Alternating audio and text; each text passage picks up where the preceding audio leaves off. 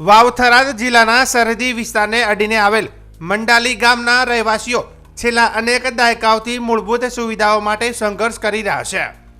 રાજસ્થાન અને ગુજરાતની સરહદે આવેલ આ ગામમાં 200થી વધુ પરિવારો છેલ્લા 46 વર્ષથી વસવાટ કરી રહ્યા છે. છતાં આજ સુધી સરકારની કોઈ મહત્વપૂર્ણ સુવિધા અહીં ઉપલબ્ધ નથી.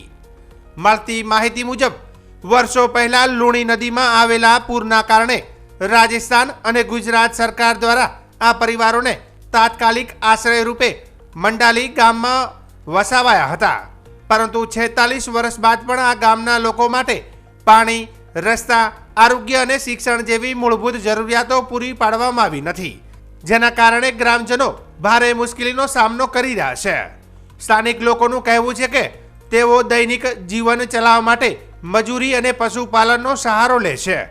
દરેક ચૂંટણી પહેલા રાજકીય નેતાઓ આ ગામની મુલાકાત લઈને સુવિધાઓ આપવાના વચન આપે છે, પરંતુ ચૂંટણીઓ પૂરી થતાં જ આ વચનો હવામાં વિલીન થઈ જાય છે. હાલ ગામમાં અંદાજે 300થી વધુ મતદારો નિયમિત રીતે મતદાન કરે છે, છતાં કોઈ પણ સરકાર તરફથી કોઈ કાર્યવાહી કે વિકાસના પ્રયાસો હાથ ધરાયા નથી. ગામ લોકોએ અનેક વખત તંત્રને રજૂઆત કરી છે, પરંતુ હજી સુધી કોઈ હકારાત્મક પ્રતિસાદ મળ્યો નથી. હવે મંડાલી ગામના રહેવાસીઓએ સરકારને ખુલ્લી માંગ કરી છે કે તાત્કાલિક ધોરણે ગામમાં પીવાનું પાણી, આરોગ્ય અને શિક્ષણ જેવી સુવિધાઓ પૂરી પાડવામાં આવે, જેથી તેઓ પણ સન્માનભેર અને સુખી જીવન જીવી શકે. મારું નામ લાલસિંહ કેશવસિંહ દરબાર. ઝોણી નદી આવી એના કારણથી ડૂબ થઈ જતા મનકો અમુક હેલિકોપ્ટરથી હુડિયાથી ઉતારી લાવ્યા હતા. કોઈ તારું ઉતાર એમ ઉતાર્યા હતા. પાલપુર કલેક્ટર, ઝાલુ કલેક્ટર અમારી વસ્તી બધી અનપઢ હતી, કોઈ લિખિત લીધો નહીં. આ ટેકરો તો અહીંયા વસાવટ કરી નાખો, અહીંયા વસાવટ કરી નાખ્યો, લાભ કોઈ મળતો નથી. અમુક બેકવર્ડ કર્યા છે કે એ ગેરકાયદેસર વોટ લેવા તાર આવે છે. સરપંચ આવે, દાલીશભાઈ હરેક આવે, બીજો કોઈ રોડ નથી, આ ખાડીઓ પડી રસ્તો નથી, સ્કૂલ નથી, કોઈ લાભ મળતો નથી. સરકારી તકલીફ તો હવે સરકાર કરી શકે, બધું કરી શકે છે, પણ કરતી નથી ને.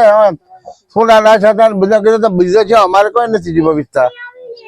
કોઈ માર્ગ ની બીજી કોઈ વ્યવસ્થા નહીં. ડુપ્લિકેટ બેઠા હતા, નકા તો કોઈ જમીન તો કાઢતો હોય ઘણો પડ્યો હતો. પણ અત્યારે ચાર પાણી ડૂબ થાય પડ્યો તો બંધો નકા અત્યારે ગમી બુડે એમ દે પાછા જાય બેહું છો. સવાઈસિંહ કાળુસિંહ દરબાર, ગામ મંડાલી. કેવી સ્થિતિ છે અત્યારે ગામમાં? અહીંયા પરિસ્થિતિ અમને કોઈ લાભ મળતું નથી. સરકાર તરફથી કોઈ સહાય મળેલી નથી. અમે ડૂબના કારણથી અહીંયા આવીને બેઠેલા હતા. જ્યારે ઝાળુ કલેક્ટર અને પાલનપુર કલેક્ટર અહીંયા બે આવેલા હતા, એમણે કીધું કે અહીંયા વસાવટ કરી જો, તમને સુવિધા મળશે, પણ આજ દિવસ સુધી અમને કોઈ સુવિધા મળેલી નથી. કારણ કે અમારા છોકરાને બાળ મંદિર જ નથી. શાળાએ જવું હોય તો માવસરી કે જોડિયાળી જવું પડે છે. પછી દવાખાનું નથી, રોડ નથી, પાણી પીવા માટે ટાંકું નથી, કોઈ સુવિધા અમને મળેલી નથી. અમારું વોટિંગ કરવામાં આવે છે, અમારું ચૂંટણી કાર્ડ છે, અહીંયા આધાર કાર્ડ છે, એ બધું અમારું અહીંયા છે. હોટલી હોય ત્યારે બધા આવે છે, બાકી અમને લાભ દેવાનું પણ કોઈ આવતું નથી. ખેતર 5-6 કિલોમીટર છેટો આવેલો, એ રાજસ્થાનમાં આવેલો. તમારો વસવાટ અત્યારે ગુજરાતમાં છે, લગભગ 46 થી 50 વર્ષ થઈ ગયું. રજૂઆત અવારનવાર અમે કરીએ છીએ, એ કહે છે કે આવશું કરશું, કોઈ થતું નથી. જબ્બરસિંહ થાનજી, ગામ મંડાલી.